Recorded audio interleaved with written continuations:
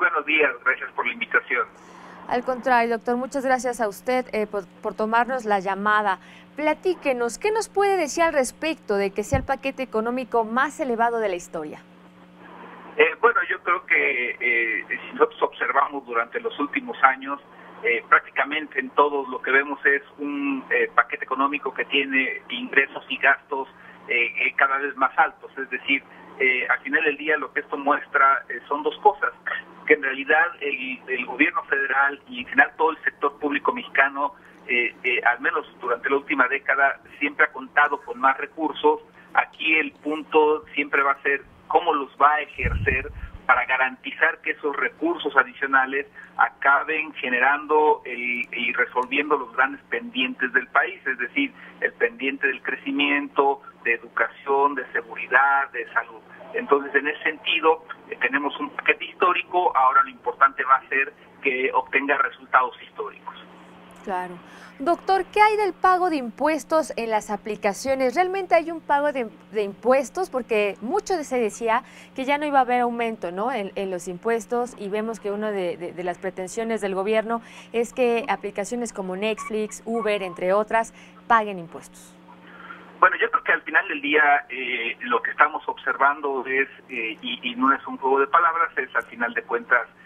una situación, pues un marco legal en donde el Ejecutivo lo que está planteando es que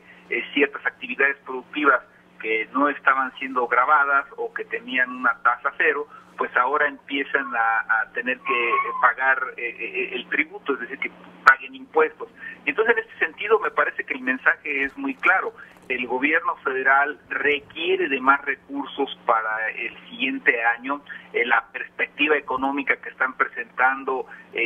ligeramente positiva desde mi punto de vista, me parece que el gobierno sabe que podría no cumplirse y que entonces requiere el tener que recaudar de aquellos impuestos en aquellas actividades que no lo estaba haciendo. Entonces, si bien no es una creación de impuestos, sí lo que está implicando es de que le está solicitando al Congreso de la Unión hacer ciertas modificaciones legales para lo que no estaba pagando hoy contribuya, y en ese sentido tratar de asegurarle ciertos recursos financieros al gobierno para el presupuesto que va a buscar ejercer el año que entra. También se da a conocer que se podría poner más impuestos al tabaco y a los refrescos. Efectivamente, me parece que con argumentaciones de salud, argumentaciones que ya han sido de alguna forma esgrimidas por otras administraciones, pues lo que se busca es que estos impuestos especiales, que normalmente se dirigen hacia productos pues que conocemos pueden causar cierto daño a la salud de los mexicanos, gravarlas con un impuesto o elevar la contribución que están haciendo. Entonces, en ese sentido, me parece que nuevamente el gobierno mexicano pues busca con eso asegurar o incrementar, mejor dicho, la recaudación de impuestos que está haciendo. Doctor, ¿y qué lectura le da a usted que para consolidar esta austeridad republicana el gobierno propone que las secretarías, por ejemplo, la Secretaría de Turismo, pues se apriete más el cinturón? ¿Eso qué tanto podría afectarnos, tomando en cuenta que el turismo es una de las actividades económicas más importantes de nuestro país? Bueno, en términos generales yo lo que plantearía es de que al final del día este presupuesto trae la inercia del pasado, del que se presentó para el año pasado, para este 2019, que es que en esencia se restringen los gastos, se restringe la inversión. Para este año traemos una caída para el 2020 se propone una caída de 5.4% en la inversión física, es decir, en la parte del gasto público que en principio debería generar mayor crecimiento, y esto implica recortes en todas aquellas obras de infraestructura que no están asociadas a Pemex o a Comisión Federal de Electricidad. Aún proyectos como el Tren Maya y la refinería de Dos Bocas tienen ajustes a la baja, y esto de lo que nos está hablando es de que la austeridad sigue aumentando y que evidentemente esto explica el por qué el gobierno tiene compromisos tan bajos de crecimiento económico. Al final del día lo que sí estamos viendo es que en este reordenamiento de las finanzas públicas parte del sacrificio pues es en términos de crecimiento, de un menor crecimiento. Doctor, ¿podría explicarnos a qué se refieren con pagar más por ahorrar? Creo que es algo que nos interesa a todos. ¿Qué es lo que va a pasar si tenemos dinero en el banco? Bueno, básicamente que la retención de intereses, de los intereses que nos genera tener un ahorro, estaba esa retención en 1.04%. Se está proponiendo que sea de 1.45%. ¿Esto qué significa? Que al final del día nos van a retener un poco más de los intereses que nos da el tener un ahorro en el sistema financiero. ¿Esto qué implica? Pues que resulta que por tener un ahorro precautorio o por cualquier razón, lo que antes nos retenían los bancos para transferírselo al gobierno, pues va a aumentar. Si bien es una cantidad que aparentemente es modesta, cuando se ve el total del ahorro que tienen los mexicanos, que tenemos los mexicanos, pues evidentemente que para el gobierno sí representa una cantidad adicional importante, representa casi un 40% adicional para el gobierno, y en este sentido, en principio, quienes presenten sus deducciones fiscales, pues podrían en un momento dado decir, bueno, ya me tomaste ese 40% más, ahora descuéntamelo de mis impuestos. Evidentemente que la afectación va a estar sobre todo para quien no hace esas declaraciones fiscales o para quien en un momento dado las hacen los patrones para ciertos asalariados y que no busquen recuperar esa cantidad. Entonces, básicamente nos van a retener un poco más de lo que ya hacían. Doctor, ¿y qué nos puede decir sobre simplificar el pago de impuestos a la venta por catálogo y también reforzar el pago de impuestos por rentas? Bueno, empezando por esto último, básicamente el mecanismo que están planteando es de que si una persona tiene o está rentando una casa, una habitación, una propiedad, y no está pagando o no está declarando los impuestos correspondientes por ese ingreso, pues que en un momento dado, si llega a tener algún problema con ese inquilino, pues en pocas palabras, como no declaró impuestos, pues va a enfrentar problemas, es decir, va a enfrentar problemas porque lo van a tener que reportar al SAT para que pague lo que no tuvo y pueda además con esto pues proceder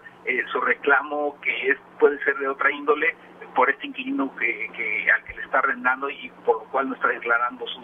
sus impuestos correspondientes. Entonces, básicamente lo que se está planteando es una medida coercitiva para obligar a que quien está rentando una propiedad pues en un momento dado haga la declaración correspondiente. Y la otra pregunta, ¿me la repites, por favor? Claro, esto de simplificar el pago de impuestos a la venta por catálogo. Pues básicamente ahí lo que se está buscando es de que todos aquellos mexicanos que pues tienen una actividad que básicamente pues hasta ahorita es informal y en donde en muchas ocasiones los precios a los que las empresas les venden a ellos los productos que están en esos catálogos, pero que al final del día no hay una declaración de esas ventas o hay una subdeclaración, se está buscando generar un mecanismo que sea atractivo para estas personas, que no sea necesariamente el que está alrededor de las personas físicas que tributan cantidades superiores y que con un mecanismo más sencillo pues hagan una contribución y que esta contribución pues no les dañe quizás demasiado sus ingresos, pero en donde al final del día, a partir de esto, pues queden registrados ante la autoridad hacendaria. Doctor, muy buenos días, los saluda Alejandro Alfaro. Buenos días, Alejandro. Doctor, sin duda ante un ambiente económico algo inestable, ¿qué señales nosotros mandamos como país cuando en este presupuesto se le está apostando a, como usted bien dice, a lo mejor un bajo crecimiento, pero aparte a una refinería que se le está quitando de prácticamente el 50% de un fondo cuando hay un objetivo de tener la lista en 3 años y también a un proyecto como el Tren Maya? Bueno, yo creo que básicamente de manera implícita el gobierno está reconociendo que esos dos proyectos no están avanzando al ritmo que esperaban y que por lo tanto no puede o no sería adecuado comprometer recursos a proyectos que están enfrentando problemas legales, problemas ambientales y que la propia implementación de los mismos me parece va a ser más tardada de lo que el gobierno habría deseado. Y en ese sentido yo creo que lo que hay que darle lectura por otro lado del presupuesto es de que a través de la propia Pemex, pero que también a través de energía, de energía, se le dan a la empresa paraestatal, a la empresa productiva Pemex, recursos para hacer inversiones financieras. Es decir, me parece que si bien se recorta el presupuesto concreto para estos proyectos, a Pemex se le está dando, por otro lado, recursos para hacer inversiones que no están etiquetados en estos proyectos, pero que me parece que podrían estar de manera implícita vinculados a que si el proyecto avanza más rápido de lo que ahorita el gobierno se está previendo, esas inversiones financieras que se le están autorizando, ese apoyo financiero, lo pueda utilizar para esas obras. En otras palabras, me parece que de manera implícita se reconoce que no se puede etiquetar ahorita en recursos porque la obra no está avanzando, sin embargo se le da una cobertura financiera por otro lado, por aquello de que sí, al final del día pudieran destrabar estos proyectos. Entonces, en estricto sentido, el mensaje es las cosas no están saliendo como se han planificado, pero vamos a dejar ahí un guardadito para en caso de que se requiera. Y a este pronóstico se le podría entonces sumar esta estimación que hacen de $49 por barril, pronóstico. Bueno, sin lugar a dudas ahí tocas un punto medular, porque primero los $49 por barril, por lo que el mensaje que mandan es el gobierno este año va a tener menos ingresos